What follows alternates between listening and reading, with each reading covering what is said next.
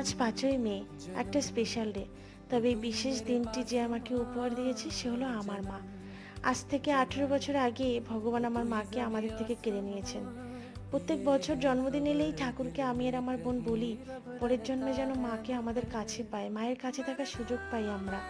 মা চলে যাবার ১৬ বছর পরে আমি মা শব্দটা উচ্চারণ করেছি বিয়ের পর। জানো তো, প্রথম প্রথম মুখে আটকে যেত, মা বলে ডাকতে গেলে গলা শুকিয়ে যেত। আসলে অভ্যেস ছিল না যে।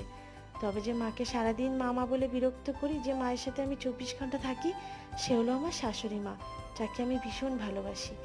আমার জন্মদিনে সেই সকাল থেকে রাত পর্যন্ত এই গরমের মধ্যে আমার পছন্দের খাবার করে মা আমাকে খাইয়েছে। আর খুব সাধারণভাবে আমার জন্মদিনটা সেলিব্রেশন হলেও আমি এতে ভীষণ খুশি। কারণ দুপুরবেলা মায়ের হাতের পায়েস খাওয়া, রাতে মাকে সঙ্গে নিয়ে কেক কাটা, এটা যে আমার কাছে পরম পাওয়া। সুমনকে থ্যাংক ইউ এমন একজন মা উপহার দেওয়ার জন্য।